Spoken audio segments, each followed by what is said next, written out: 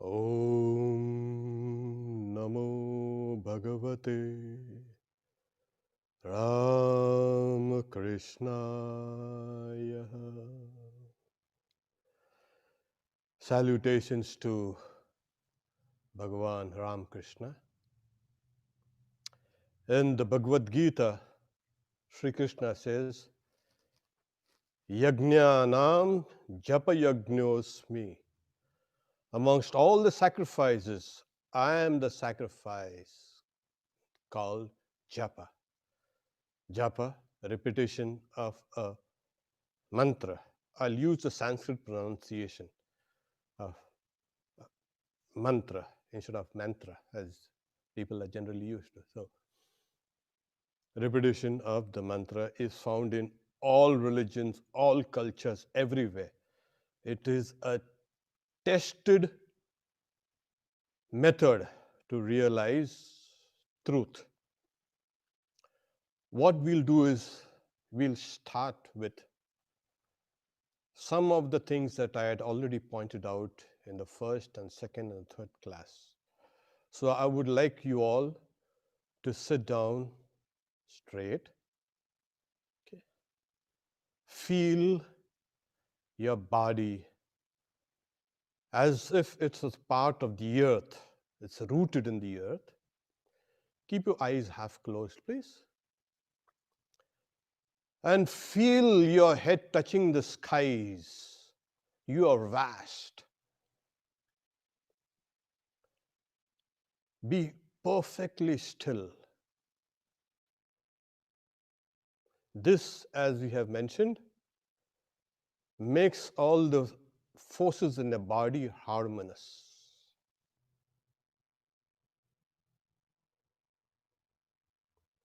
Close your eyes, please. And feel the sensations of touch on the body.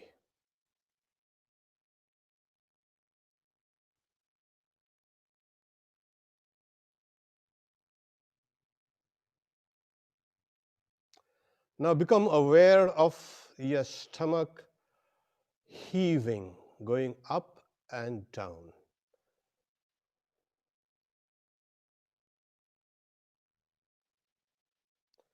Just become aware of the diaphragm and the stomach going up and down.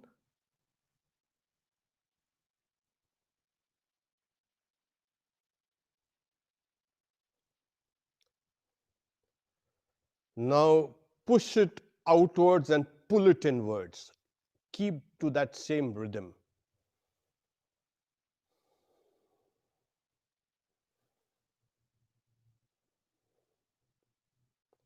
Push your navel outwards and then pull it inwards.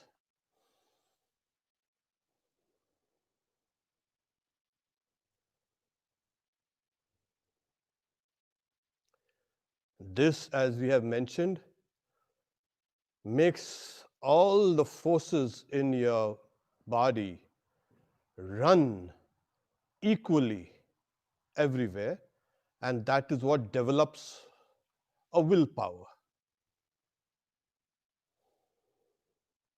After we have done this, then we need to stop that mental chatter. And as we have mentioned, we use three methods. One is using the breath, using a mantra, and using your faculty of observation. We start with the first one. Open your eyes now and look at me. You breathe in through your nostrils deeply and exhale through the nostrils and the mouth.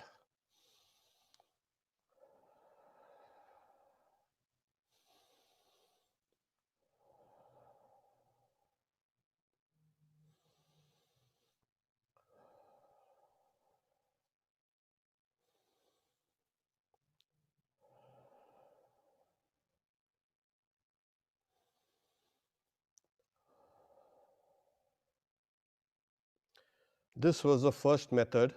The second method to stop mental chatter was take a mantra and repeat it. We had given Om Namah Shivaya. Today's subject matter will be the power of the mantras, and we will look at it in an extended way.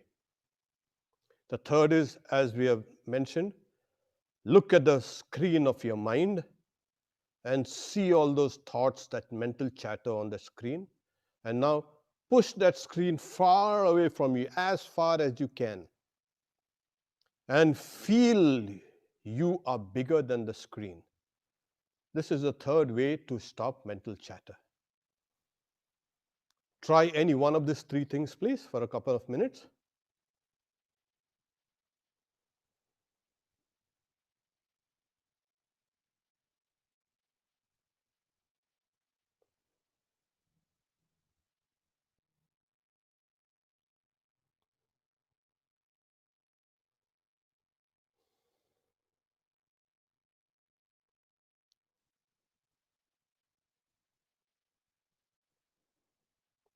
Open your eyes, please. We will be in this fourth class. We're speaking of the power of the mantras. The mantra is a short mystic syllable, and it has a mystical power embedded in it in a seed form. Holy Mother says, Japat Siddhi, one attains perfection to Japa. And the general idea of a mantra is Manana Trayate iti mantra, that on which, when one contemplates upon, protects one or saves one. So the mantra, that mystic syllable there, is your protective power. It is the power of God. It is the name of God, is the power of God there. And in that mantra, the power of the whole universe lies hidden, as it were, in a seed. This is the seed of liberation. This is the seed of knowledge. This is the seed of devotion. This is the seed of everything. And in a way, this is the seed of your personality, and this is also the seed of the universe. Yes, those who have been initiated with a mantra, I consider them to be very fortunate. The advantage with the mantra is it is easy, and it is, you can say, open for everyone. Everyone is eligible to repeat. There is no distinction there. So, but there's a methodology which we will see today. To give you the background of the mantra, there is in this universe outside, which can be perceived, matter, of course, material. Yes, tangible material all over the world. In our bodies, outside, everywhere, what we experience is matter and matter and matter. At the same time, there is something that enlivens matter. So in Indian psychology and philosophy, all the material universe, with its multifarious objects and types and qualities of everything, can be reduced to one primeval material called space, Akash. So atoms and molecules and suns and stars and planets and you and me and everything in this universe can be generalized into one universal material called the Akash, space. All the forces in the universe, gravitation, strong and weak electric force, and everything, electromagnetism, and even thought, can be reduced to a general force called prana. So, to understand what the mantra is and what everything is, there are these two universal material called akash from where everything emerges. And it emerges by the action of prana. Swami Vivekananda says, prana, as it were, the beginning of creation, hits blows, and in that sleeping ocean of material, akash, comes all these forms. The whole universe emerges from there. Today we know matter is energy and energy is matter. So this prana and akash, discovered thousands and thousands of years ago, echo what is now kind of known through science. So whatever you see and feel and touch and think and do, everything is nothing but a combination of force and matter. Everything in this universe. While science stops here on the level of the quantum world, a seething mass of energy, Indian psychology and philosophy, or metaphysics, whatever you like to say, pushes further. It says, what is the source of this akash and prana? And they find something called the universal mind, mahat. So the universal mind splits, as it were, and forms what is called the universal force, prana, and the universal material. So what is there in the world outside, in the furthest reaches of the universe, it's all force and matter, and this has emerged from the cosmic mind. What you are within you, you also feel you're a body and something that enlivens, respiration and metabolism and all these things. These are the pranas. Thought also is there within you. That is the mind. So we are a combination of a mind that splits into the various forces, and that splits into the various materials of this universe. As the universe outside is a combination of mind and forces and matter, so are you a combination of mind and forces and matter. I think this is clear. I think it's clear. So we just come down to these three things. What is a mantra? A mantra is a combination of mind and forces and matter. Let's look at it from a different way. There are two things in this universe: force and matter and mind. So what is called nama and rupa? Nama is a name, rupa is a form. Everything in the universe has name and form. Well, it's not name and form, it's a dead thing. There's a meaning also to that. Every object has a meaning. That's why in Indian, you can say languages, objects are called padartha, the word meaning. Name is prana, form is akash, and the meaning is mind, mahat, the cosmic mind which splits into individual minds, the cosmic akash which transformed itself in this universe, which is within all of us, and this cosmic forces called prana and akash are there everywhere.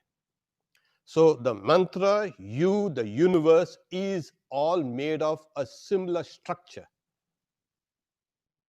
While you're doing a japa, you are connected with the universe. So this is the science of mantra. You are taking something that is extremely, extremely, extremely powerful.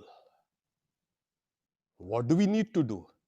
But people have been saying, oh, we have been doing mantra for so long and so long, and nothing seems to be happening. Well, we'll practice it. And if we have enough time, I think we can do a little more practice, maybe 2 times. Okay. Now, I want you to half close your eyes. We'll do this is a kind of a rehearsal to that. Half close your eyes, please. And those who have already been initiated, they can use their own mantra, or you can use this mantra which I am uh, telling you here. It's Om Aing Ram Krishnaya Namaha. Om Aing Ram Krishnaya Namaha. Now let's chant it inaudibly.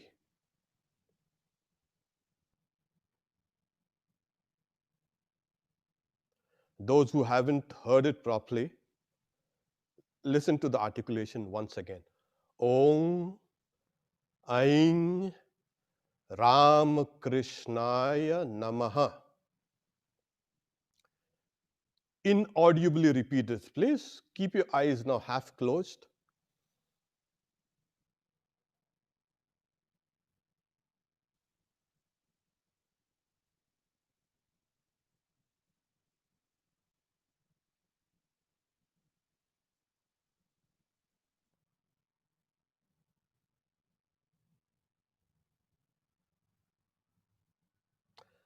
Open your eyes, please. This is the first stage in the mantra japa. Generally, people use a rosary or they count on their fingers. What is the use of this? What is God pleased if you count a little more? God is not pleased or anything like that.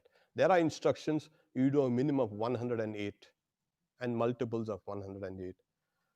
But the idea is most of this motor nerves run to their arms and in their fingers.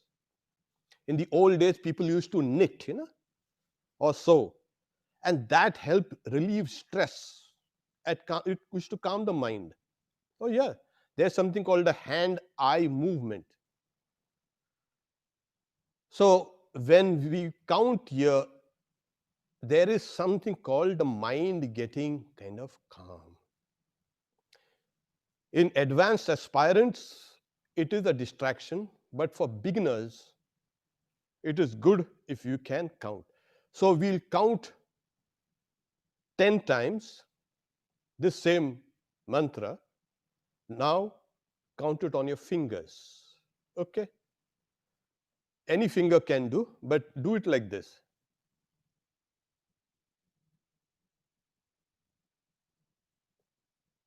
Okay? Start.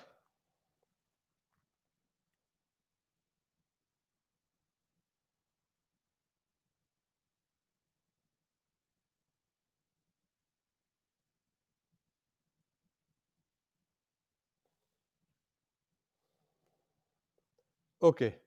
Open your eyes, please. Most people, they do japa like this. But we have been told to visualize the deity. So we are going to share a screen, the picture of Ramakrishna. Look at the picture for a while. Keep, keep watching the picture for a while.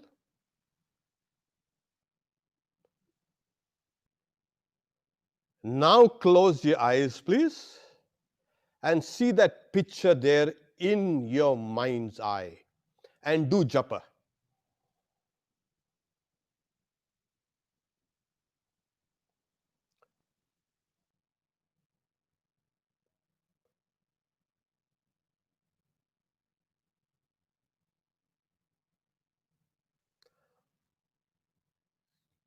Keep visualizing the form that you saw and keep on doing the mantra repetition.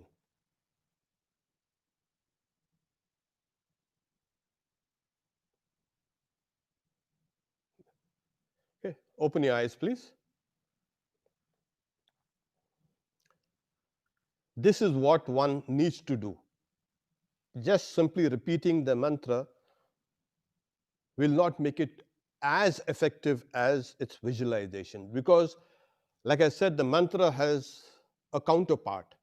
It's a name mantra and a form. Name and form. Both have to go together. Have to go together. You cannot discard the name and take the form, or take the form and discard the name.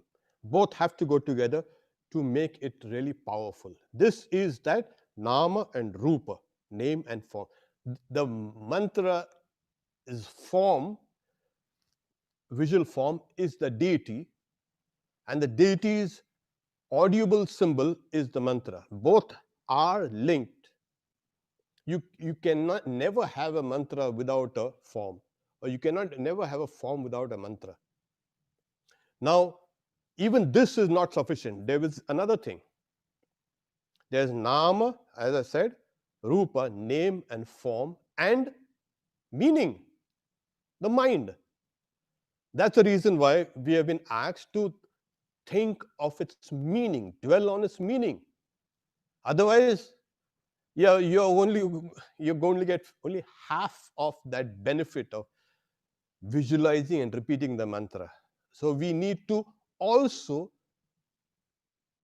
dwell on the meaning. I mean, it's asking for too much, but this is the proper method. Repeat the mantra, think or visualize the deity, and think of its meaning. Okay. We are not interested in doing thousands and thousands of japa, half-heartedly. Keep a steady pace. Do it slowly, but repeat the mantra, visualize the deity, and think of its meaning. What is the meaning? Nobody told us the meaning of the mantra. Well, it was told actually. You all forgot about it. The meaning is, Om is that absolute universal reality. Whether you want to take it as, you can say, beyond names or forms or whatever, Om can be the reality beyond names and forms and within names and forms also. Om miti etad aksharam brahma. Then the seed mantra, the bija, as I said, the syllable that comes after Om is nothing but the complete, you can say, collection of all the names and forms found in this universe, the tangible names and forms. So one is that Om, which is diffused. Then the second mantra makes it less diffused. It's kind of tangible, it's coming into a kind of a form. And then the third word in the mantra, third or fourth, is now making it absolutely concrete in front of you. So something that was intangible, more diffused, comes more and more tangible and concrete in front of us. So it is the prana, the akash, and the cosmic mind.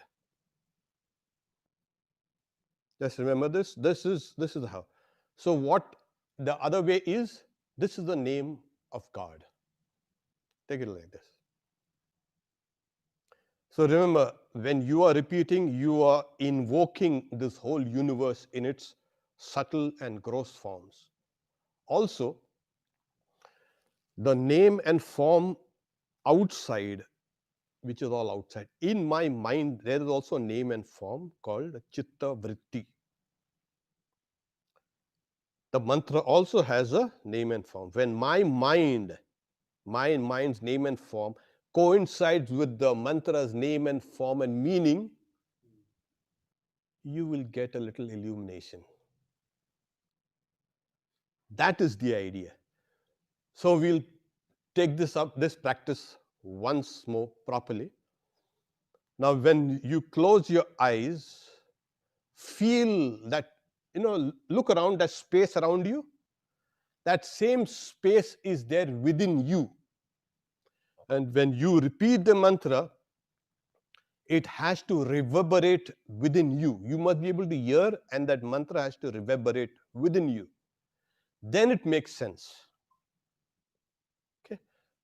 Close your eyes, please. And if you want to count on your fingers, count. If you don't want to, don't count.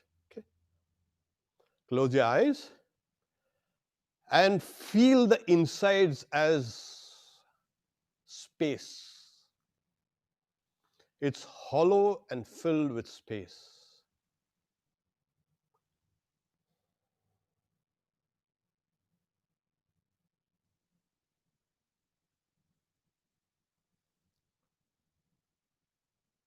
Now repeat this mantra. You will do it inaudibly. I will do it audibly. Om Aim Ramakrishnaaya Namaha. Om Aim Ramakrishnaaya Namaha. Om Aim Ramakrishnaaya Namaha. Om Aim Ramakrishnaaya Namaha. Now open your eyes and look at that screen in front of you. There's a picture of Ramakrishna. Gaze at it. Keep on repeating your mantra. Om Aim Ramakrishnaaya Namaha. Om Aim Ramakrishnaaya Namaha. Now close your eyes, please, and visualize that picture and repeat the mantra. Om Aim Ramakrishnaaya Namaha.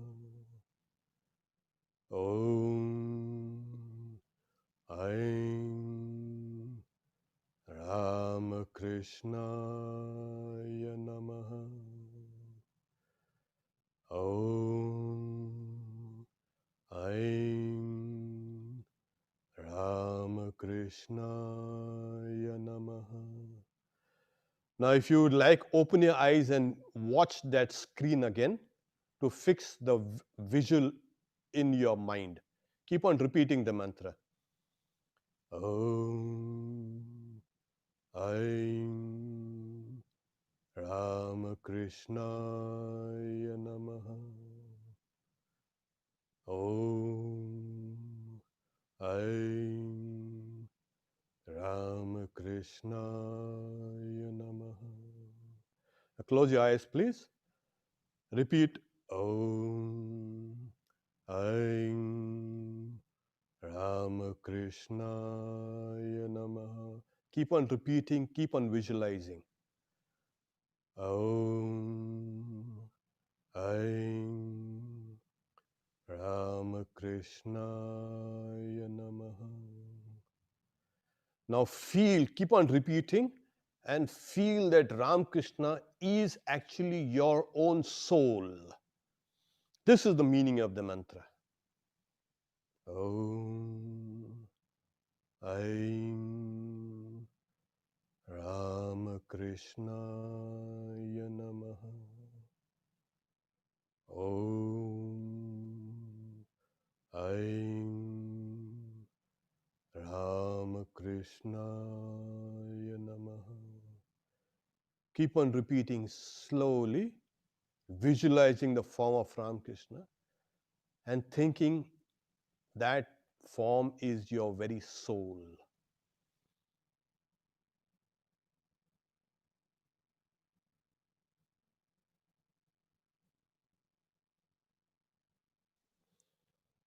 Om. Can open your eyes, please.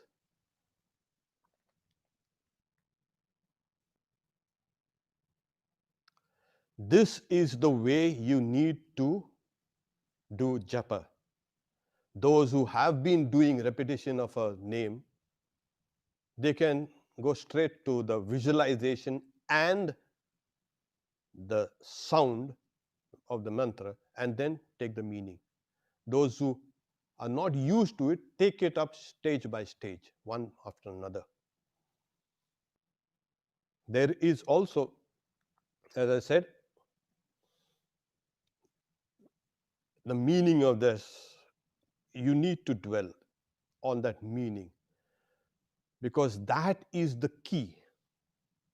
If you can love that name, you can love that form, you can love that meaning, it becomes even better. Then you don't need to be told, please do japa. You love that name and form and that knowledge, so you keep on doing it. Try to keep a kind of a constant flow throughout the day. When you're not engaged in anything specific, like a specific type of work or a concentration that needs all your attention, that's the time you stop it. But then it keeps on being repeated subconsciously. The conscious mind puts it in the subconscious, and there's a subconscious repetition. This is how we need to do. The next class on next Wednesday, will also speak on the second part of this power of mantra, because this is a very, very vast subject. I'll give you the gist of this. So it is a practice that will lead you to perfection. They say practice makes perfect. It is the way. In this age, in this Kali Yuga, repeating the name of God is the way. It is I would say, the only way. But simply repeating will not do. Repeating, visualization, and thinking of its meaning. The mind, the forces of prana, and all matter, akash. Name, form, and knowledge. Body, mind, and you can say the life forces, everything. This whole universe is there within that mantra. So you are becoming one with that mantra. There it is. So do you have any questions? We can. Yes, there is a question, and I'm about to unmute.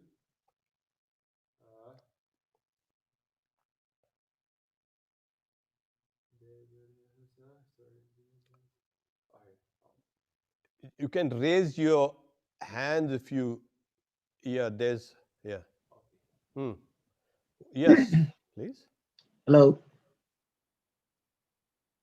Devashish Nag. I'm Devashish Nag. Yeah. Pranam Maharaj. Mm-hmm. Maharaj, the prayers, this mantra japa, means I'm doing with visualization normally at evening and morning, but the rest of the time, suppose I'm walking on the street and I'm not able to visualize, but still You the don't need mantra to japa will visualize. help. I've asked you to just repeat it. That will make Sets sense. a kind of you can say, flow down there. Throughout the day, Okay. you repeat it. And when you get a time, you're sitting down in a bus or a car or something like that, and visualize. Close your eyes and visualize. That's the idea. Use your discrimination, use your discernment, what to do when. Okay, means that will make sense that without visualization also. Yes, of course. Okay, Take the first and the part of Maharaj, one more this thing. practice today. Maharaj, one more thing, that this prayer, how can, I mean, which time should I do prayer? That is before meditation or after meditation? What do you mean before meditation, after meditation? All this mantra has to be done while you're doing your, you can say, spiritual practices. Next, Swamiji, I'm asking about the prayer. Which prayer? Means we pray to God, na? That's means just Oh, that, like I said, you start your spiritual practices with a prayer. yeah. And then you make a sankalpa, resolve. Isn't it that? I mean, if you can say, you start your prayers first, then you make a resolve, sankalpa, that I will control my mind, and then you start a practice. Okay. Thank you. There's another one here. Good. Yes, just 1 second.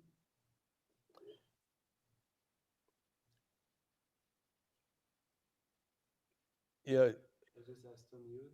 Now I have to wait for her to mute. Okay. Yeah, there's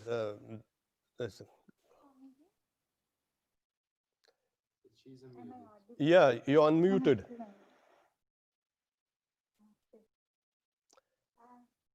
I wanted to ask, if one does something like Gayatri, what can we visualize? It's Not audible. yeah. Just could you speak a little louder? Is it audible now? Could you speak a little louder, please? Is it audible now? Yeah, yeah. Namaste, Quickly. Swamiji. Yeah. Yeah.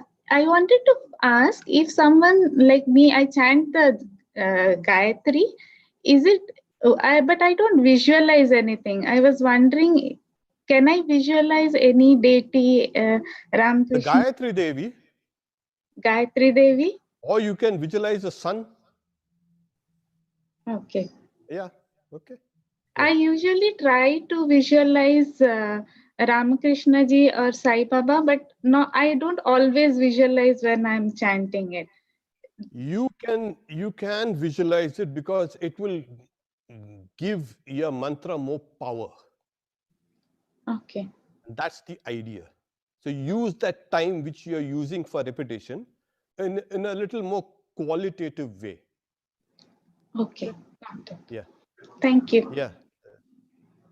Near the side here, there is on that. Good morning. Yeah. I have a question. Okay. Yeah, tell me. Yes, Swami. So when we are meditating, is this the way to remind ourselves the divine part that is within us, and it also to remind us that we are in this world, but we do not belong to this world? You see, I don't know what philosophy you are. They say, this world is you and you are this world. Okay. Okay.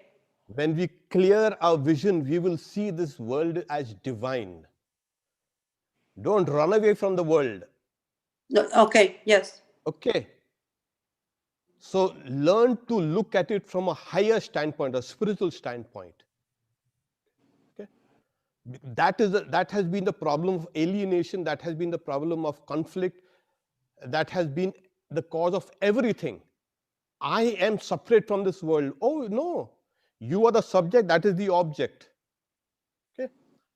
But have the kind of spiritual outlook that no, this world is, and on the ultimate analysis, this world is the body of God. Why do you want to run away from the body of God? No. Okay, where will you go then? Okay. So this mantra will help you change your perception about yourself, about the world. Okay. This really will make you embrace your real self and the real world.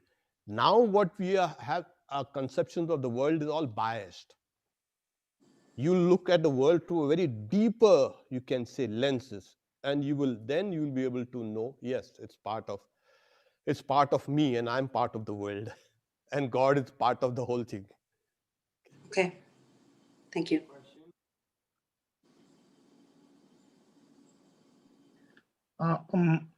Maharaj, I have one more question. Give others a chance, please. I think. Just one question, Maharaj. Yeah. Last class you told that the pushing the mind away.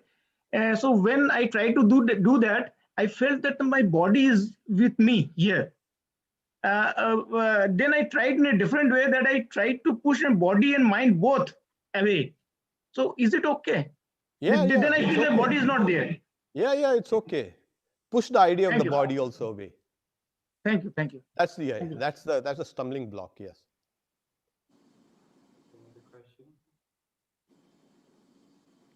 Maharaj, this is the question I wanted to ask last time also. How do we avoid laya, the drowsiness, which is typical? Oh, nothing. Just they say samapya nidra. After you've finished sleeping completely, you wake up. Your body and the mind has to be fresh. Secondly, you have to just pay attention to what you're doing. The moment you feel a kind of a torpidity or laya coming, get up from the seat, pace up and down, drink a glass of water possibly, and then come and sit down again. Never let laya, that torpor or torpidity, overcome you. That's dangerous. Once you feel sleepy, you are done for. All your meditation has gone down the drain. So learn to be vigilant, and that is, keep your spinal cord perfectly straight and still. That is the best way to keep you from falling asleep. Laya. Okay. There is one last question.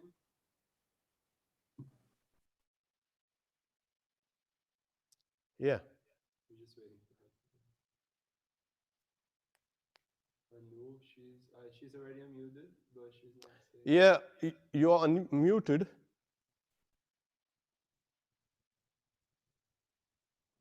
Or you could. She's already unmuted. She already unmuted. Or you could just type in the question, please. Yeah, we can say if you find it. Or you could just type in the question, or you could do something next. Okay, so 1 second. Yeah, I think she's coming. You need to. Okay. It's Okay. yeah, Namaste, there's another Swamiji. question. Yeah. I have a question. So I have been initiated when I was young, but I have a question that if I mean Krishna says that all you can know about me is the mantra, I will keep the rupa as secret. So it's like Who in told that you that? case, why they say that when you're initiated, you're not supposed to say the mantras outside, like as an out loud to others or stuff. Yeah, this is the general mantra that I said. Yes, that's a secret. The mantra which you are initiated with is a secret between Guru and you. Why is it a secret? Because it is sacred. Things, Sri Ramakrishna said, Jata Gupta Tata Pukta. That is, that which is most dear, which is close to you, is the most powerful thing. You don't take things and keep on trumpeting all over the world. That reduces the power. So that which is held fondly within you is more powerful. That's the reason why I say don't, because other people with different personalities have different mantras. So you don't have to impose your mantra on them. Today I have used something which is the general mantra which is used in Sri Ramakrishna's worship. So there's no harm in that. Thank you so much. Okay. Wrote a question. You want to answer for this? Yeah. Quick one? Quickly. What is the reason for keeping our eyes half closed and not fully closed? Because you might fall asleep. That's called also Vishnu Yoga. The completely closing the eyes is called Shiva Yoga. Okay. And the Bhagavad Gita speaks about keeping the eyes half closed. But when you keep the eyes half closed, Sri Ramakrishna also says when the bird is sitting on its eggs, The eyes are half closed, but its mind is on the eggs. So similarly, when you are sitting and meditating, you don't look outside.